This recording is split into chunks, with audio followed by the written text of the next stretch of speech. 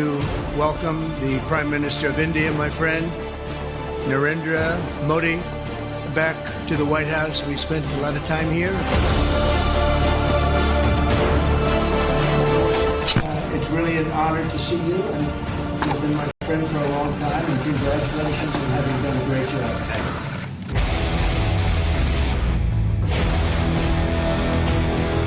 हम दोनों का मिलने का मतलब 1+1 2 नहीं, 1 और 1 11 होता है। We missed you.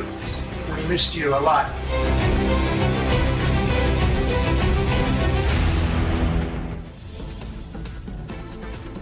नमस्कार दर्शकों, मैं हूं नाविका कुमार और आप जुड़ रहे हैं मेरे साथ सवाल पब्लिक का शो पर। अमेरिका के 2 दिनों की यात्रा पूरी कर प्रधानमंत्री नरेंद्र मोदी अब से थोड़ी देर बाद भारत पहुंच रहे हैं। सवाल उठ रहा है कि मोदी के दौरे से देश को क्या क्या फायदा हुआ। मोदी को खुद से भी ज्यादा टफ या हार्ड नेगोशिएटर कहने वाले राष्ट्रपति ट्रंप से मोदी टैरिफ वॉर वाली सिचुएशन में क्या करवा पाए।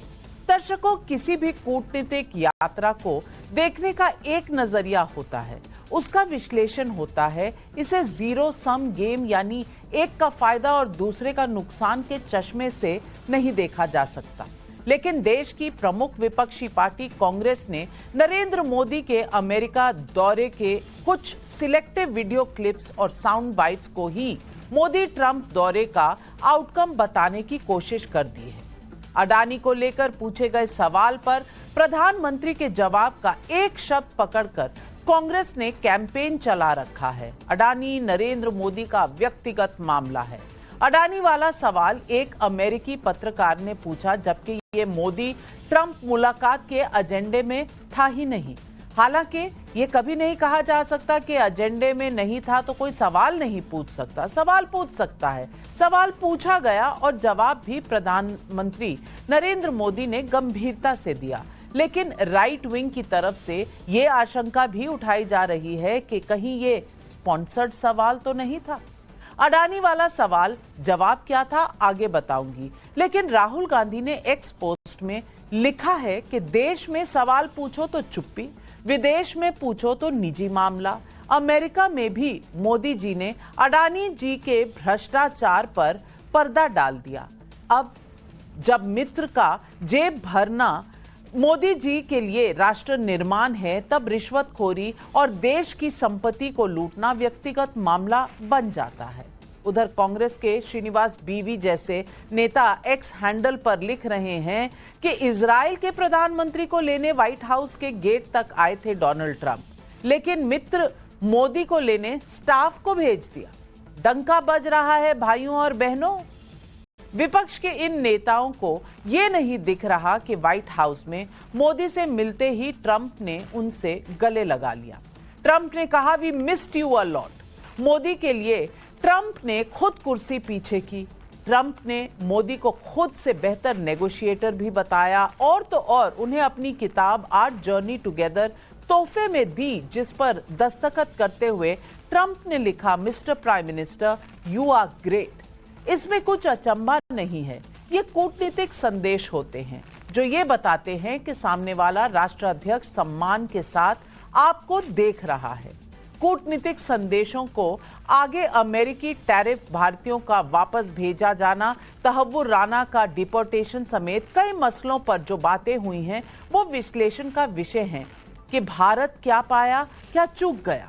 लेकिन क्या कांग्रेस और मोदी विरोधियों ने देश की कूटनीति को सिर्फ सिलेक्टिव राजनीति बनाकर रख दिया है? सवाल पब्लिक का आज ये।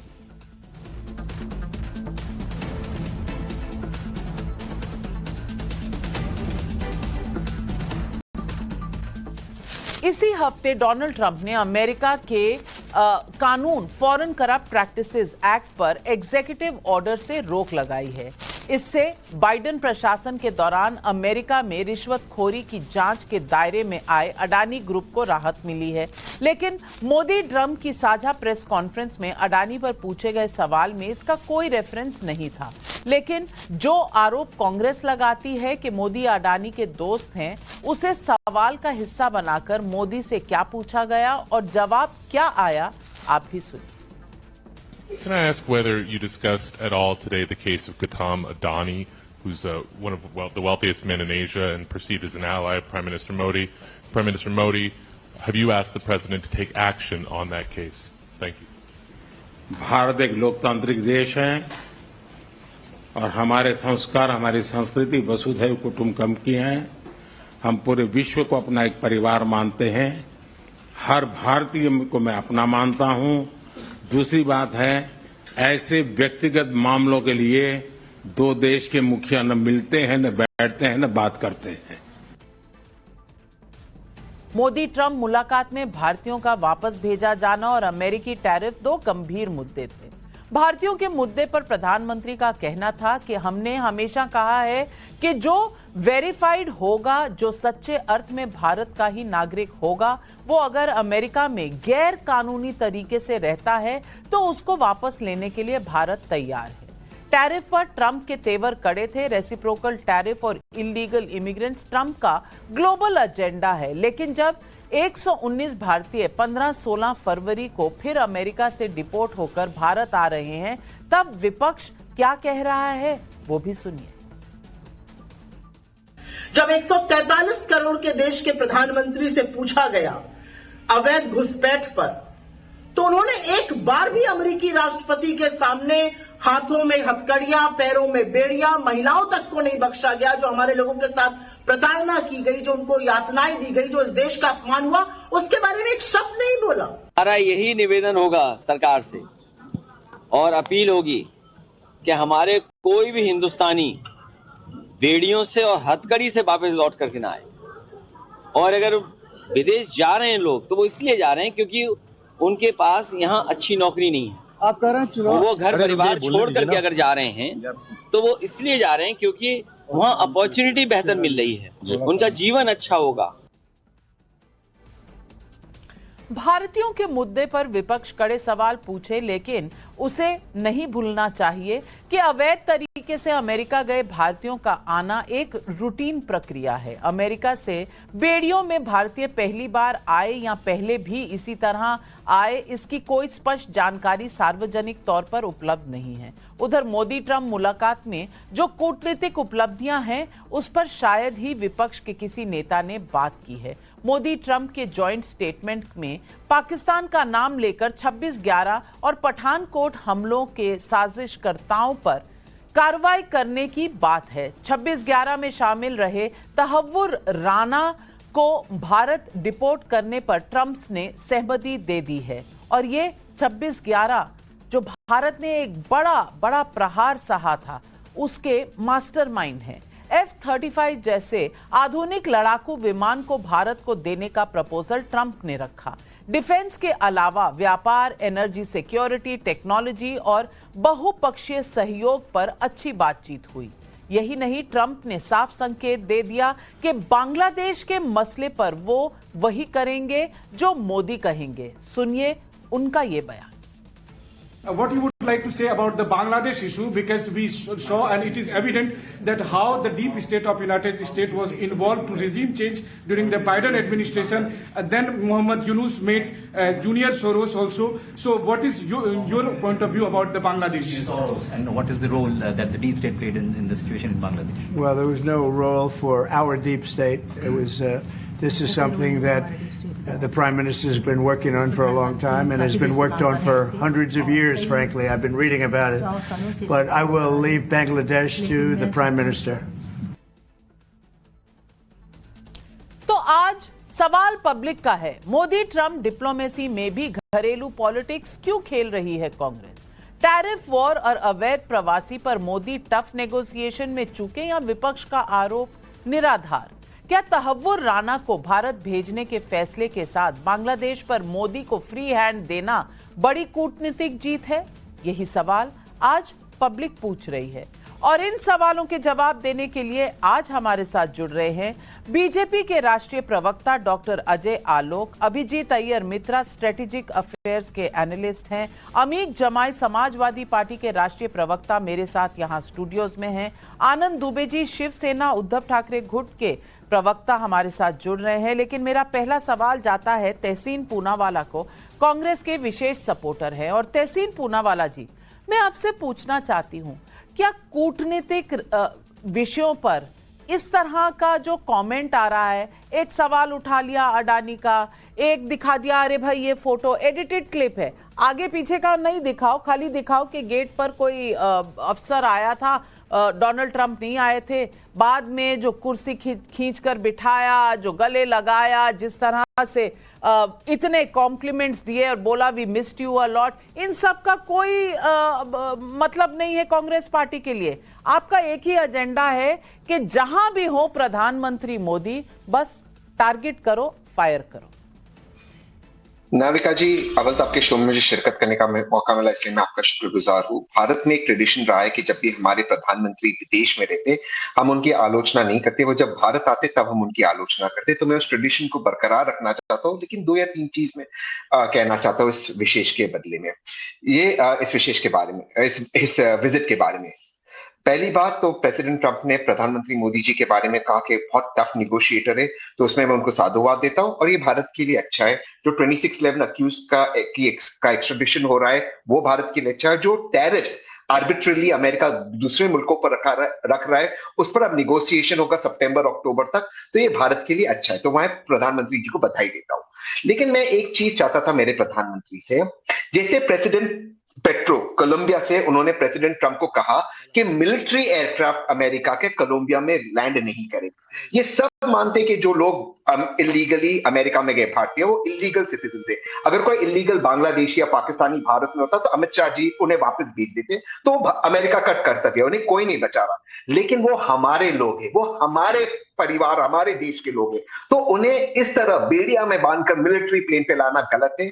मैं ये चाहता था कि सिविलियन एयरक्राफ्ट जाए और माननीय प्रधानमंत्री ट्रंप जी से गुजारिश करे कि अगला बैच जो आने वाला है, वो अगर अमेरिका सिविलियन प्लेन नहीं ला सकता तो भारत अपना सिविलियन प्लेन भेजकर उनको लाएगा। याद रखिए ये हमारे लोग हैं। दूसरी चीज, ये अमेरिका चाहता है कि हम ऑयल अमेरिका से खरीदें और गैस, मुझे उसमें कोई आपत्ति नहीं है, हमारे पास और निगोशिएशन के लिए जगह होगी। लेकिन जो रशिया को अभी भी हमें पैसे चुकाने हैं, जो अब भी अटका हुआ है, रुपया और चाइनीज करेंसी में, रुपया नहीं मांग रहा है रशिया, डॉलर में हमें एक्सेप्शन नहीं मिला और चाइनीज करेंसी में हम उन्हें दे नहीं सकते, उसको अब तक वो सॉल्व नहीं हुआ। और तीसरी चीज जो मुद्दा उठा ही नहीं, जो मैं चाहता था माननीय प्रधानमंत्री उठाए, वो PNW इंजिन्स का है, जो हमारी सिविलियन एयरक्राफ्ट को बहुत दिक्कत कर रहा है। खास करके गोयल का कंप्लीट फ्लाइट हमारा लैंड ग्राउंडेड हो गया, डिस्पाइट हम सिंगापुर में हम इस आर्बिट्रेशन जीते। तो ये मुद्दा प्रधानमंत्री जी उठाए नहीं, जो हमारी सिविलियन एयरक्राफ्ट को नुकसान पहुंचा रहा है। मैं चाहता था इन मुद्दों पर प्रधानमंत्री जी अगर बात करते, लेकिन जो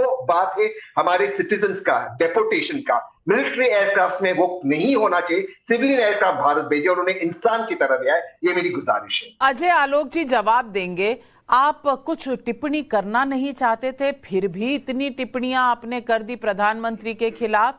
और ये जो ट्रेडिशन की आप बात कर रहे हैं ना, इस ट्रेडिशन को आप दुनिया के सामने ऐसे मत दिखाइए, क्योंकि ट्रेडिशन तो ये भी रहा है, जब आप ही के प्रधानमंत्री, हमारे प्रधानमंत्री डॉक्टर मनमोहन सिंह बाहर गए थे ना, तो एक ऑर्डिनेंस फाड़ा गया था पीछे से। तो कितनी रिस्पेक्ट प्रधानमंत्री जब बाहर के दौरे पर होते हैं, वो कांग्रेस दिखा चुकी है, राहुल गांधी दिखा चुके हैं। जब मनमोहन सिंह जी को नहीं बख्शा था तो मोदी को क्या बख्शेंगे। लेकिन इतने सारे सवाल उठाने का मतलब है। अजय आलोक जी, आप जवाब दीजिए। देखिए नविका जी, दुखी आत्मा को आप संतुष्ट नहीं कर सकते, तो मुझे तहसीन भाई को या कांग्रेस पार्टी को संतुष्ट करने के लिए नहीं बैठा हूं मैं। बात यह है कि भारत और अमेरिका के बीच में रणनीतिक और सामरिक हिस्सेदारी से भारत की कितना परिवर्तन हुआ है, उसका एक छोटा सा एग्जांपल देता हूं कि 1971 में जब बांग्लादेश वॉर हो रहा था, तो निक्सन ने धमकी दी थी कि I will send my 7th fleet. ऐसे तनावपूर्ण रिश्ते थे अमेरिका से, और तब प्रधानमंत्री इंदिरा गांधी को ही कहा था कि I will send the 7th fleet. और उसके बाद प्रधानमंत्री जब अमेरिका गई थी तो 45 मिनट तक उनको इंतजार करवाया था मिलने के लिए। और आज जब व्हाइट हाउस के वेयर हाउस में ब्लिंकन हाउस में प्रधानमंत्री रुकते हैं तो उस पर लोगों को गर्व नहीं होता। जब ट्रंप गले लगाता है, कहता है कि और उनको अपनी किताबें गिफ्ट करता है, उनके लिए खुद भाषण में ट्रंप कहते हैं कि प्रधानमंत्री मोदी से ज्यादा टफ, मेरे से ज्यादा टफ निगोशिएटर है, मेरे से ज्यादा टफ बार्गेनर है, तब इन्हें अपने प्रधानमंत्री पर गर्व नहीं होता। मुझे ये समझ में नहीं आता है कि देश के प्रधानमंत्री को भारतीय जनता पार्टी के चश्मे से देखने की जरूरत क्या है। और ये उपलब्धि जो हो रही है, ये कोई भारतीय जनता पार्टी या नरेंद्र मोदी की उपलब्धि नहीं है, ये भारत की उपलब्धि है। F-35 स्टेल्थ फाइटर जो था, ये पहले अमेरिका हमें देने से मना कर चुका था, क्योंकि उसकी चिंताएं थी कि हम रशिया से डिफेंस इक्विपमेंट वगैरह लेते हैं, रशिया से हमारा प्लेन वगैरह आता है तो कहीं, और रशिया से हमने ऐसी 400 मिसाइल कवर सिस्टम लिया है तो कहीं F-35 की सारी बारीकियां हम रशिया से को पता न लग जाए। और आज खुद प्रेसिडेंट ट्रंप जब अनाउंस कर रहे हैं कि F-35 स्टेल्थ फाइटर हम इंडिया को देने पर विचार कर रहे हैं, उसके लिए रास्ता साफ कर रहे हैं, तो इसमें इन लोगों को लगता है कि बहुत छोटी बात है। लगातार उपलब्धियां पे बात हो रही है। हम अपना अगर तेल और एनर्जी के लिए अगर अमेरिका के साथ एक और संबंध हम खोल रहे हैं तो उसमें हर्ज क्या है? क्या हमने रशिया से पेट्रोलियम लेना बंद कर दिया? कूटनीतिक संबंधों की जानकारी अगर हो तो ये देखिए आप कि 26 दिन हुए हैं आज ट्रंप प्रशासन को आए हुए। आते के साथ ट्रंप ने ईरान पर प्रतिबंध लगाए थे, उसके बावजूद हम ईरान से तेल ले रहे हैं सस्ते दामों पर। और प्रेसिडेंट और prime minister Modi, south east Asia के अकेला देश है भारत जिसको 26वें दिन इन्विटेशन मिला ट्रंप प्रशासन के द्वारा कि आके मिलने के लिए। तो ये हमारी कूटनीतिक जीत है, ये भारत की जीत है। इसमें हर भारतीयों को खुश होना चाहिए कि भारत की सामरिक पूछ आज विश्व के राजनीतिक पटल पे इतनी है कि हम पुतिन को भी एडवाइस कर सकते हैं, हम डोनाल्ड ट्रंप से गले भी मिल सकते हैं और जेलेंस्की को साथ भी रख सकते हैं। और ये प्रधानमंत्री मोदी के जाने के बाद जब ट्रंप ने जेलेंस्की और उनसे बात की पुतिन से युद्ध रुकवाने में, तो उसमें भारत का कितना अहम रोल हो गया, इससे कितनी हमारी प्रतिष्ठा बढ़ेगी। तो मुझे लगता है कि एक पिटी पॉलिटिक्स छोड़ के एक विस्तृत भाव में अगर हम देखते हैं इस चीज को, तो मुझे लगता है कि भारत का एक स्थान जो है वो विश्व में बहुत ऊंचा हो गया है। लेकिन पता नहीं क्यों भारत के स्थान को मोदी का स्थान समझ लेते हैं लोग। यही दिक्कत है आज की राजनीति की और विपक्षी राजनीति की। यही दिक्कत मैं अमीक जमाई जी आपसे पूछना चाहती हूं। वहां पर अगर सवाल पूछा गया है अडानी पे, तो यहां दिल्ली में जैसे ढोल पताशे बजने लग गए। अरे भाई, अरे प्रधानमंत्री ने जवाब दिया, कनेक्टेड सवाल नहीं था जिस पर प्रेस कॉन्फ्रेंस हुई, लेकिन जब सवाल पूछा गया जिसका जवाब आया तो मानो ऐसा लगने लगा कांग्रेस पार्टी को कि उन्होंने कोई जंग जीत ली हो, उन्होंने कोई युद्ध जीत लिया हो। अरे भाई, आप ही के स्टेट्स, कांग्रेस पार्टी के स्टेट्स इतना प्रोजेक्ट्स लगा रहे हैं अडानी जी के साथ, तो ये सिर्फ प्रधानमंत्री नरेंद्र मोदी के दोस्त कैसे हो गए? और इस देश में कम से कम 100 बड़े बिजनेस हाउसेस होंगे, 100 नहीं, 1000 होंगे, 10,000 होंगे। अब आपको लगता है व्यक्तिगत एक बिजनेस हाउस के ओनर के बारे में प्रधानमंत्री विश्व के सबसे बड़े देश, सबसे पावरफुल देश के साथ खड़े एक जॉइंट प्लेटफॉर्म पर इंडिविजुअल जवाब देंगे? क्या ये ढिंडोरा बजाना कहीं ना कहीं एक छोटी सोच का दिखा नहीं रहा, छोटी सोच को दिखा नहीं रहा? अमीक जमाई, देखिए, इस विजिट में अडानी जी का नाम आना, प्रधानमंत्री की इमेज को बहुत ज्यादा डैमेज इससे हुआ है। भारत में विपक्ष, हमारा पूरा इंडिया ब्लॉक अडानी को लेकर बहुत सारे हम सवाल करते थे, लेकिन आप तो जानती हैं कि अडानी जी का, प्राइम मिनिस्टर का ऐसा कोई विजिट नहीं होगा जब वो विदेश जाते हैं तो बगल में अडानी जी भी साथ जाया करते थे, और जो प्रोजेक्ट होता था वो अडानी जी को मिल जाता था। हमारे इंडियन बैंकों से पैसे मिलते थे, वो जाके वहाँ प्रोजेक्ट लगाते थे और प्रोजेक्ट बैठ जाता था। उसको लेकर अमेरिका में जो उनके ऊपर एक जांच बैठी, वो बहुत सीरियस जांच थी। उस जांच में जो कुछ पाया गया कि कैसे वो अमेरिका में और दूसरे दुनिया के देशों में लोगों को घूसखोरी देकर, प्रधानमंत्री के जो जर्नलिस्ट, उनका सवाल क्या है? उनका सवाल ये था कि आपके बहुत ही क्लोज अलाई, मतलब प्राइम मिनिस्टर के क्लोज अलाई, मतलब आपके कोई करीबी दोस्त है आपका, वो जो है उनको लेकर जो ट्रंप प्रशासन ने या बाइडेन प्रशासन ने जो कुछ एक्शन लिया था उस पर उन्होंने सवाल पूछा।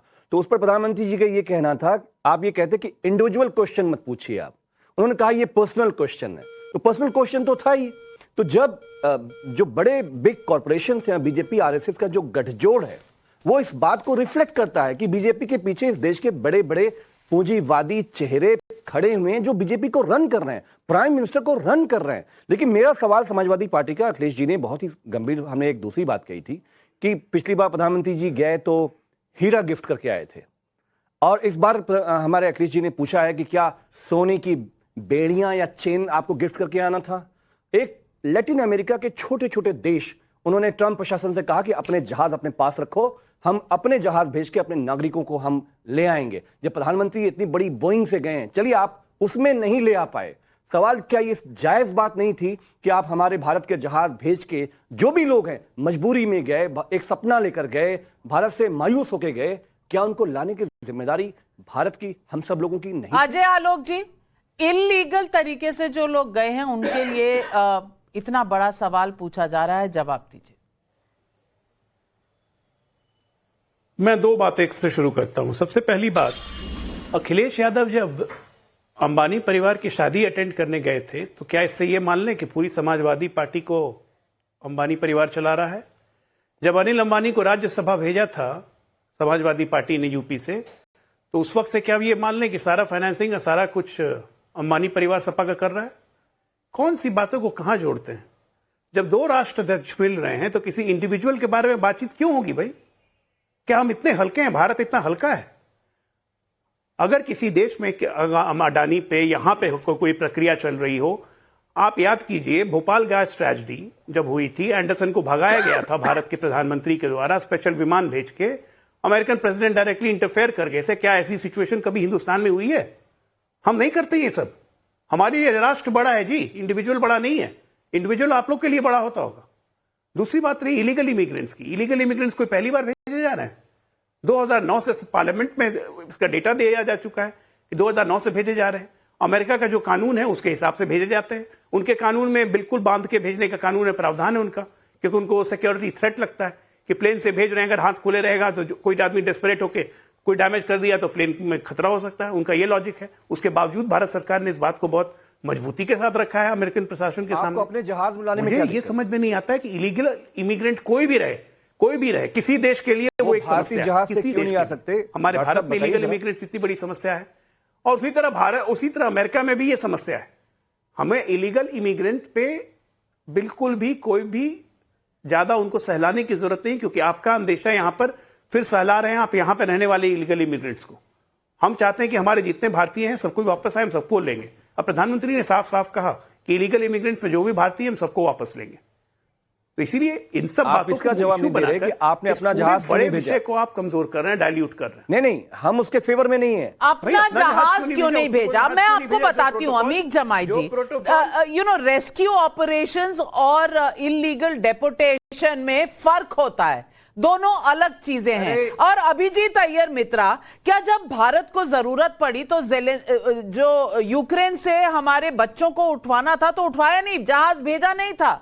क्या बाकी इतनी जगह से रेस्क्यू ऑपरेशंस हुए, चाहे वो सऊदी था, चाहे वो जहां जहां जंग हुई है वहां से इस सरकार ने भेजकर कोविड के दौरान इतनी सारी फ्लाइटें चलाकर लोगों को वापस नहीं लाया गया? देश के, दुनिया के हर कोने से लाया गया। लेकिन डेपोटेशन, जो इलीगल इमिग्रेंट्स वहां गए हुए हैं, इलीगल इमिग्रेंट्स का दर्जा क्या सामान्य सिटीजन्स की तरह हो सकता है? और क्या किसी दूसरे देश का जो लॉ है, जो कानून है, उसको तोड़कर क्या भारत ऐसा कर सकता है? अभिजीत अय्यर मित्रा, पॉलिटिक्स पर नहीं, तथ्यों पर मुझे बता दीजिए।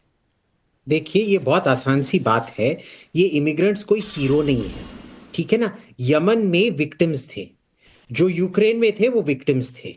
उनके लिए सद्भावना होना बहुत अच्छी बात है, पर क्रिमिनल्स के लिए सद्भावना अच्छी नहीं है। पर एसपी तो बहुत क्रिमिनल पार्टी है, तो क्रिमिनलाइज्ड पार्टी है, तो इनके लिए बहुत सद्भावना होना तो जायज है। वो अमेरिका कनाडा में हत्याएं कौन करवा रहा है? Excuse me sir, I did not interrupt you, I would appreciate you not. बात बोलो ना।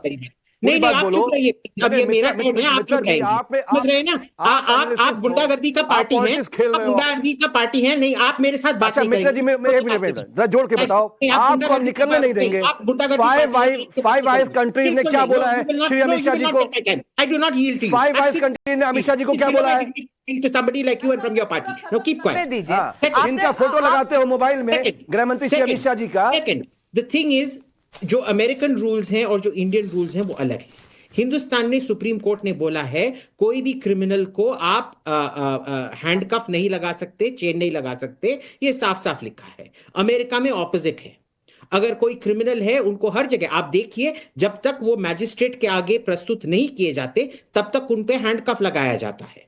अगर वो अंडर ट्रायल भी है, अगर उनको बेल नहीं मिला है, वो हैंडकफ में ही ले आए जाते हैं। तो जब तक वो प्लेन में हैं वो अमेरिकन टेरिटरी होता है। कोई जब फॉरेन फ्लाइट इधर आता है वो अमेरिकन टेरिटरी होता है, पर जैसे ही वो पीछे का जो कार्गो डोर खुलता है वो बाहर आते हैं तब इंडियन रूल्स होते हैं, और जैसे ही वो बाहर निकले उनको पहले से ही चेन उतार दिया गया था when they come into Indian. ये स्ट्रिक्ट ज्यूरिस्प्रूडेंस ज्यूरिसडिक्शन का मामला है और ये बिल्कुल सही सा फॉलो किया गया था। तीसरी बात आई पर्सनलाइजेशन ऑफ लॉ की। इसमें कोई अदानी सरकार नहीं चला रहा है भाई। उनसे पूछा गया कि भाई अदानी के बारे में बात हुआ, उन्होंने क्या बोला? ऐसे छोटे छोटे मामले पे दो लीडर क्या बात करते हैं? ये राजीव गांधी का टाइम नहीं है जब उनके करीबी मित्र जो थे, बालक मित्र आदिल शहरियार, उनको हमने एक जो आलोक जी ने बोला था, वो कत्लकार जो था भोपाल गैस ट्रेजेडी के पीछे, एंडरसन को छोड़ा था, और उसके बदले में ये आदिल शहरियार को छोड़ा गया जो 35 इयर्स का सेंटेंस काट रहा था फ्रॉड करने के लिए।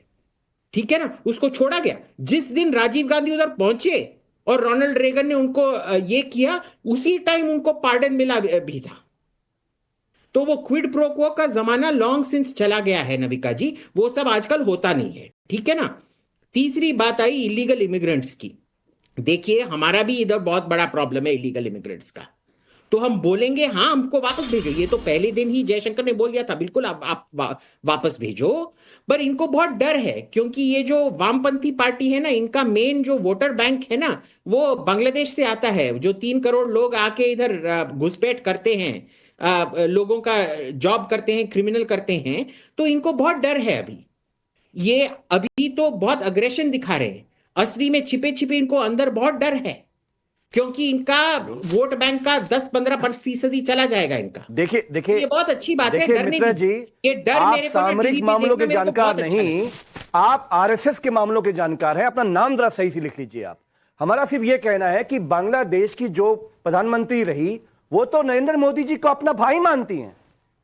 14 के बाद हमने सुना वो कहती मेरी बहन है, वो कहते मेरे भाई हैं। सवाल ये है कि जो डिपोटेशन की पॉलिसी थी, ये विदेश मंत्री को, तो अभी लोगों ने जाना कि विदेश मंत्री भी हमारे देश में कोई है भैया, विदेश मंत्री भी है। अरे अब तक आपको मालूम ही नहीं था, पूरा देश को आपको मालूम ही नहीं था कि विदेश मंत्री है। इतने पॉपुलर विदेश मंत्री हैं और आपको पता ही नहीं चला। अब आप करंट अफेयर में कितना इंटरेस्ट लेते हैं ये अमीर जमाई आपने डेमोन्स्ट्रेट कर दिया।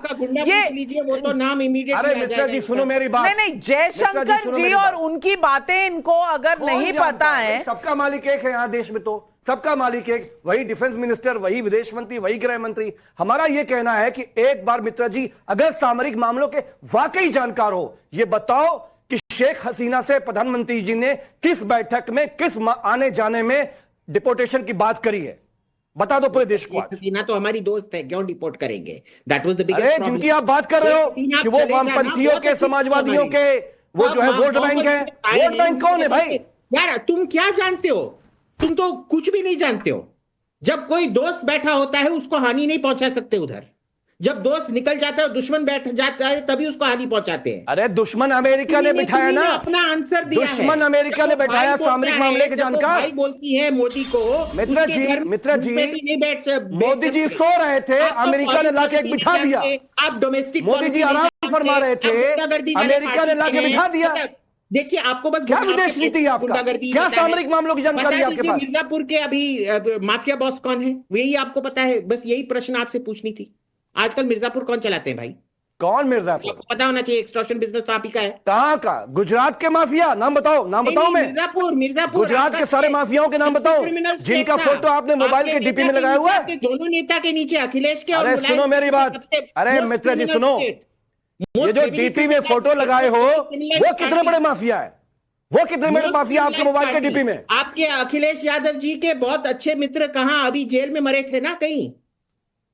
अरे आप ही के नेता थे ना। अब आपका देखिए, आपका चेहरा साफ आ गया कि आप सामरिक मामलों के जानकार नहीं, आप आरएसएस के मामलों के जानकार हो। क्या जानते हो सामरिक मामलों के बारे में? बताओ मुझे कि विदेश नीति के मामले में बांग्लादेश। अमीर जमाई जी, जब आपने देखा नहीं होगा, पढ़ा नहीं होगा, तो तब अमेरिका में शासन बदल चुका है। जिसने बिठाया था बांग्लादेश में वो पुरानी सरकार थी, जो नया आया है वो भारत का दोस्त है। उन्होंने कहा है और आज ही कहा है, सुन तो लेते, मैंने चलवाया भी था। उन्होंने कहा बांग्लादेश के मामले में मैं सिर्फ प्रधानमंत्री नरेंद्र मोदी की सुनूंगा, जो करना चाहे करे। ये आपको सुनाई नहीं दिया होगा। आप पूछेंगे सबका मालिक एक, सबका मालिक वैसे होता ही है एक, लेकिन सवाल ये आनंद दुबे जी, हर वक्त सिर्फ एक कंपल्सिव तरीके से राजनीति करना और मुद्दों को देखना नहीं, समझना नहीं। प्रधानमंत्री अभी वहीं पर है, यहां पर ठहाके लगा के हंसने लग जाना। मैं पूछना चाहती हूं कि क्या अडानी जी बिजनेस नहीं कर रहे? तमाम राज्यों में बिजनेस नहीं हो रहा? क्या केरला में नहीं हो रहा? क्या तेलंगाना में नहीं हो रहा? क्या कर्नाटका में नहीं हो रहा? यहां क्या बीजेपी की सरकारें हैं? कांग्रेस की है ना। लेकिन अडानी का नाम आते ही राहुल गांधी पता नहीं क्यों उछल पड़ते हैं। वैसे तो आप क्या कहेंगे? आपके तो अपने ही इंडिया अलायंस में इतनी गड़बड़ चल रही है। वो आ रहे हैं ना, उद्धव भाई आए हैं कि शरद पवार शिंदे जी को अवार्ड दे रहे हैं। आप तो अपने ही अंदर की कूटनीति से इतने परेशान हैं, आपने पता नहीं अमेरिका की देखी कि नहीं।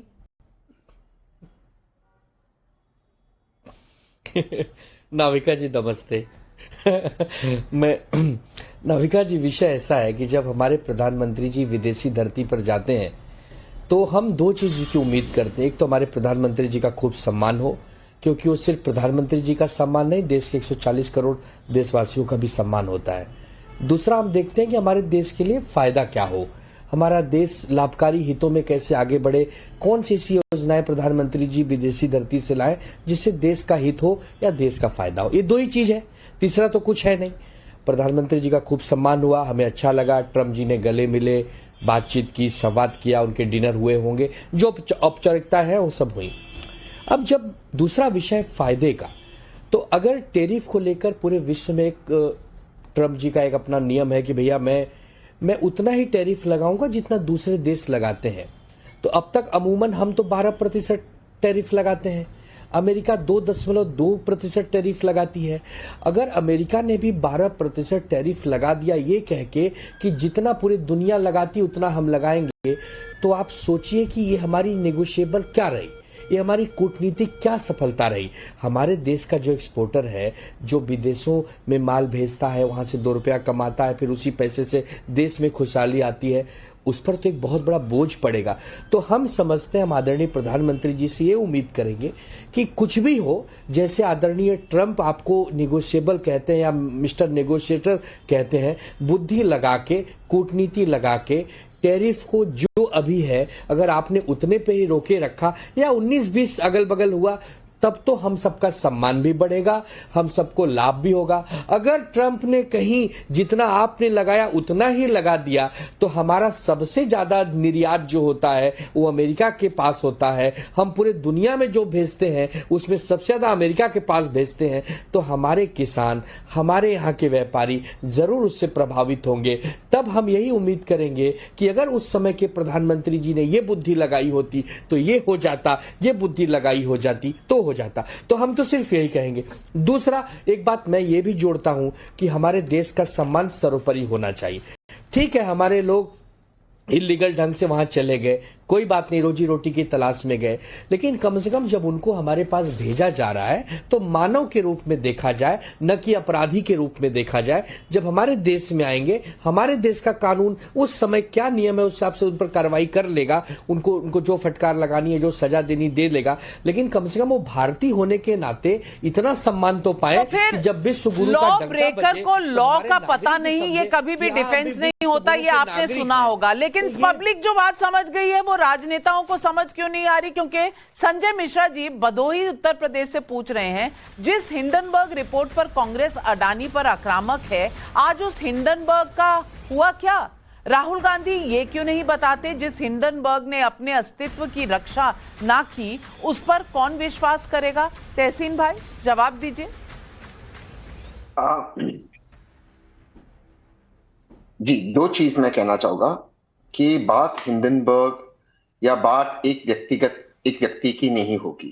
सवाल यहाँ है कि उस व्यक्ति पर आरोप क्या लगे, और उसी व्यक्ति पर माननीय प्रधानमंत्री ने अपने इलेक्शन कैंपेन पर आरोप लगाया था कि वो माननीय राहुल गांधी को टेम्पो में पैसे भेज रहे थे। अगर उस व्यक्ति पर किसी और मुल्क में आरोप लगते हैं और प्रधानमंत्री खुद अपनी रैली में कहते कि वो विपक्ष के सबसे बड़े नेता को या बड़े नेता को टेम्पो में पैसे भेजे, तो ये प्रधानमंत्री का कर्तव्य है कि उन पर एक्शन ले। ये बात मैंने तब भी कही थी, आज भी कही, व्यक्ति विशेष बात ही नहीं है। उस व्यक्ति पर अमेरिका में आरोप लगा है नॉन डिस्क्लोजर का, और आरोप लगा है कि प्रधानमंत्री की एजेंसीज को वो ब्राइब दे रहे थे भारत में कॉन्ट्रैक्ट लेने की। तो प्रधानमंत्री उस पर प्रधानमंत्री की एजेंसीज या वो राज्य जहां कांग्रेस की सरकारें हैं, भूल गए आप तहसीन भाई? आपने पढ़ा है? नहीं मैम, मैंने वो चार्जशीट पढ़ी है। वो चार्जशीट कहती है कि जिन राज्यों 80% पैसा गया है जगन जी के राज्य को जहां पर भाजपा अलायंस में थी, वो कहती है कि वहां पर कॉन्ट्रैक्ट लेने को सेंट्रल गवर्नमेंट को कहा गया था कि आप उन्हें ब्राइब दीजिए। ये एलिगेशन है। लेकिन मैं इसे एक बात और आलोक जी से कहना चाहता हूं, कोई ये बात नहीं कह रहा कि वो जो घुसपैठिया है उनको वापस नहीं आना चाहिए। आलोक जी पॉइंट को मिस कर रहे और डिलिबरेटली मिस कर रहे। प्रेसिडेंट पेट्रो कोलंबिया के अपना जहाज बेच के उनको ले आए। हम कह रहे हैं वो हमारे लोग सिविलियन जहाज भेजिए, मिलिट्री एयरक्राफ्ट में अगर आएंगे, आलोक जी सही कह रहे, उनका हाथ बांधा जाएगा, उनको जानवरों की तरह लाया जाएगा, पर है तो हमारे लोग। अब सिविलियन जहाज भेजिए, मिलिट्री जहाज कैसे भारत में? आलोक जी जवाब दीजिए, आलोक जी जवाब दीजिए। देखिए, आनंद जी का, तहसीन भाई दोनों का जवाब दे रहा हूं। सबसे पहली बात, ये जो टैरिफ की बात चर्चा चल रही है, तो एक बात जान जाइए कि भारतीयों के लिए, भारत के लिए सबसे बड़ी अपॉर्चुनिटी है, क्योंकि चाइना रिस्ट्रिक्ट हो रहा है अमेरिका में अपने उत्पाद बेचने के लिए, क्योंकि चाइना पे टैरिफ की घोषणा ऑलरेडी ट्रंप ने कर दी और चाइना ने भी रेसिप्रोकेट कर दिया। तो हमारे लिए अमेरिकन बाजार खुल गए हैं। और आज एक संयुक्त टीम भी गठित की गई है, जो कि अमेरिकन टीम है और इंडियन टीम है, दोनों मिलकर टैरिफ पे चर्चा करके इसको एक विस्तृत फॉर्मूला देंगे। और साथ में एक और घोषणा की गई है ज्वाइंट डिक्लेरेशन में कि 2030 तक अमेरिका से व्यापार $500 बिलियन का हम करने जा रहे हैं। आज हम ट्रेड पॉजिटिव में अमेरिका से $48 बिलियन के। तो निश्चित तौर पे अमेरिका को भी लगता होगा कि जब हम 2.8% ले रहे हैं तो भारत 12% क्यों ले रहा है। तो ये कहीं ना कहीं बीच का एक रास्ता निकालना है, ताकि हम चीनियों को पछाड़ के अमेरिकन बाजार में घुस सके। तो ये भारत के कारोबारियों के लिए और उद्यमियों के लिए बहुत अच्छी बात है। ये पहली बात। इसको मैच्योरली हैंडल करने के लिए अमेरिका और भारत दोनों बहुत मैच्योर देश हैं, लोकतांत्रिक देश हैं, वो बिल्कुल कर लेंगे। एक बात। नंबर 2, डिपोर्टेशन की बात है। सबसे पहली बात, 17,000 साढ़े 17,000 भारतीयों को आइडेंटिफाई किया अमेरिका ने कि जिनको डिपोर्ट करना है। और डिपोर्टेशन करने के पहले वो अमेरिकन लॉ के हिसाब से डिपोर्ट करेंगे, हमारे हिसाब से डिपोर्ट नहीं करेंगे। सीधे बता रहा हूं, अमेरिकन लॉ के हिसाब से वो डिपोर्ट कर रहे हैं। और जैसे कि बाउंड्रीज अभिषेक मित्र नैयर ने बताया कि बाउंड्रीज कैसे डिटरमिन होती है, उसके हिसाब से वो आ रहे हैं। ऑलरेडी भारत सरकार अमेरिकन सरकार से आग्रह कर चुकी है, अमेरिकन प्रशासन से, कि इस तरह से हाथ बांध के इनह्यूमनली न किया जाए। इस पर विचार करने का भी आश्वासन मिल चुका है। सवाल ये उठता है कि इलीगल डिपोर्टेशन पे आपको कहीं से भी नरमी नहीं दिखानी चाहिए, क्योंकि आप इलीगल डिपोर्टेशन भारतीय पे नरमी नहीं दिखा रहे हो। आपको चिंता यहां के इलीगल इमिग्रेंट्स की है। यहां के भी इलीगल इमिग्रेंट्स जितने हैं, घुसपैठिए जितने हैं, उनका जब डिपोर्टेशन शुरू होगा तब दर्द आपको वो सता रहा है।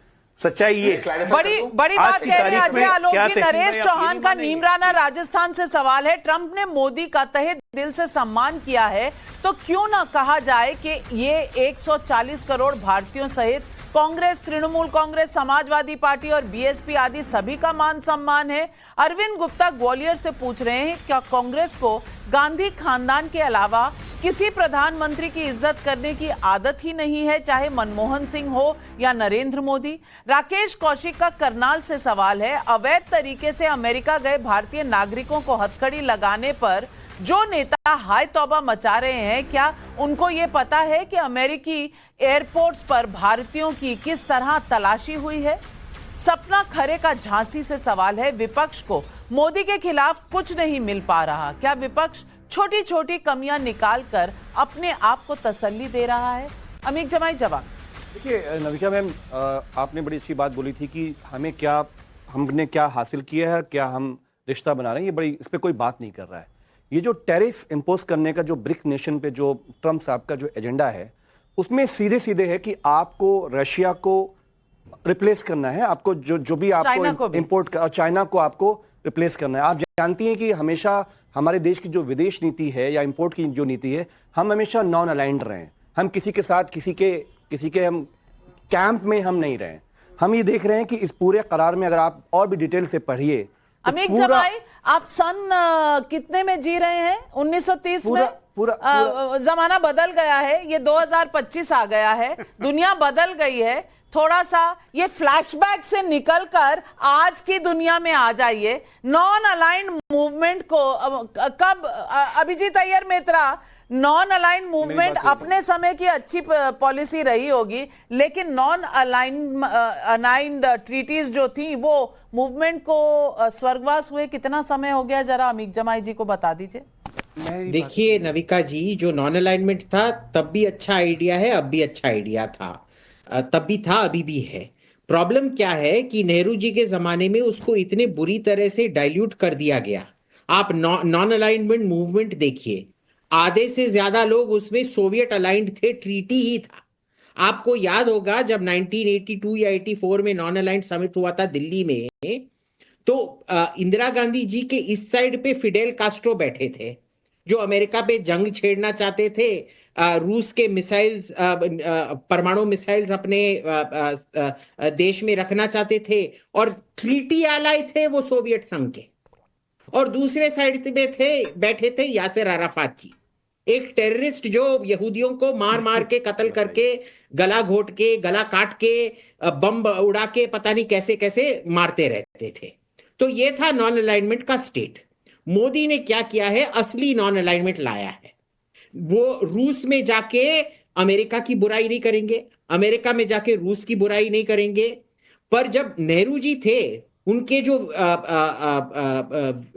मंत्री जी थे मेनन जी, जाके क्या करते थे, उनको बोला गया था जब सोवियत संघ ने हंगरी को इन्वेड किया था कि आप इसकी निंदा करेंगे। उन्होंने जाके सोवियत संघ के लिए वोट डाला और स्पीच में बोला अमेरिकनों के बारे में अनशंट बका, जब अमेरिकन ने कुछ नहीं किया था। ऐसे चलती थी। लेकिन जो आपने कहा वो आपका नजरिया है, लेकिन नॉन अलाइनमेंट मूवमेंट जो असली है अमित जमाई जी, वो है कि यूक्रेन से भी मिलो, रशिया से भी मिलो, और दोनों के बीच में कहीं ना कहीं पीस लाने की कोशिश करो, शांति लाने की कोशिश करो। ये होता है नॉन अलाइंड मूवमेंट। लेकिन अमित जमाई जी, आप इतना सेल्फ इन्वॉल्व हैं कि आपको ये सब दिख नहीं रहा। मेरी बात को रोक दिया गया। मेरा सिर्फ ये कहना था कि हम ना रशिया के ब्लॉक में हैं, जो राजीव गांधी अनवर्ड जो हमारी विदेश नीति में जो बदलाव है, वो ना हम रशिया के कैंप में, ना हम अमेरिका के कैंप में हैं। अभी जो हो रहा है कि जो ब्रिक्स कंट्रीज का जो आपस का कॉपरेशन, जिसकी वजह से भारत बहुत मजबूत हुआ है और हमारे रिश्ते आपस में इंपोर्ट एक्सपोर्ट के बड़े अच्छे हैं, हर मामले में हमारे अंदर में बहुत सी अंडरस्टैंडिंग है। अब अमेरिका ये कह रहा है कि रशिया को रिप्लेस करो, जैसे सारे जो आर्म्स एंड एम्युनिशन है, आप कहीं थोड़ा सा भूल तो नहीं गए? सिर्फ रशिया नहीं, चाइना भी है उसमें। और चाइना क्या है, ब्रिक्स के अंदर चाइना क्या है, चाइना का विश्व में आज स्टेटस क्या है? जापान जैसे देश, साउथ एशिया में सारे देश वो चाइना के हाथों क्या महसूस कर रहे हैं, ये आप भूल गए हैं। क्वाड जो उठकर सामने आ गया, आप ब्रिक्स पर अटके हैं, दुनिया आगे चली गई है, क्वाड पर पहुंच गई है, क्वाड रिवाइव हो गया है, वो आपको नहीं नाविका में आप जानती हैं कि आरएसएस बीजेपी की इस रेजिम में गुजरात सबसे बड़ा इन्वेस्टमेंट चाइना का कहीं पे भारत में, तो गुजरात में। तो मोदी जी तो सबसे बड़े चाइना के सपोर्टर है। मैं वो बात ही नहीं कह रहा हूं। मेरा ये कहना है कि जो आर्म एंड एम्युनिशन है वो सारा हमें अमेरिका से ले आना है। और दूसरा जो टैरिफ की जो बात हमारे ऊपर आई है कि जो ईरान से हमारा रिश्ता था कि हम रुपए में भी उनके साथ डील कर रहे थे, अब वो आप नहीं कर पाएंगे। अजय आलोक 30 सेकंड जवाब दीजिए, 30 सेकंड।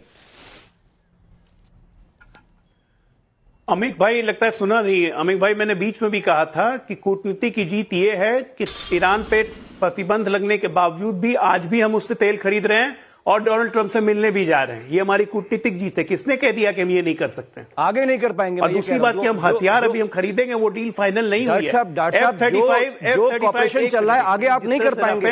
आपको अमेरिका से रिश्ता ही टैरिफ का जो बना है। राजनेता भी हैं, एस्ट्रोलॉजर भी हैं, तमाम चीजें जो गड़बड़ हैं वो आपको दिखती हैं, जो सही है वो आपको दिखता नहीं है। यही सवाल पब्लिक पूछ रही है। पुष्पक जोशी इंदौर से कह रहे हैं, मेरा सवाल तहसीन पूनावाला से है कि राहुल गांधी लगातार लगातार अडानी के यूएसए केस पर बोलते रहते हैं, लेकिन जिन राज्यों के बारे में वो केस है उसे लेकर सीबीआई को केस सौंपने की बात क्यों नहीं करते? किशोर कुमार विद्रोही चंडीगढ़ से पूछ रहे हैं। हमारा सवाल सारे विपक्ष के नेताओं से है, बस इतना ही बता दें कि 2009 से 2014 तक जो भारतीय अमेरिका से वापस भेजे गए थे उनके लिए इतना रोना धोना क्यों नहीं किया? अंजनी कुमार शर्मा कह रही है, अमीक जमाई जी, क्या मोदी जी के अमेरिका दौरे से देश को कोई फायदा नहीं हुआ? ये पब्लिक है, ये भांप जाती है कि ये राजनीति क्यों हो रही है सिर्फ मोदी से सवाल पूछने के लिए। बाकी सब ठीक है, मोदी करे तो गड़बड़, आप करें तो सब ठीक। क्या यही है विपक्षी नीति? यही सवाल आज पब्लिक पूछ रही है। तमाम पैनलिस्ट और दर्शकों, आपसे लेती हूं इजाजत। नमस्कार।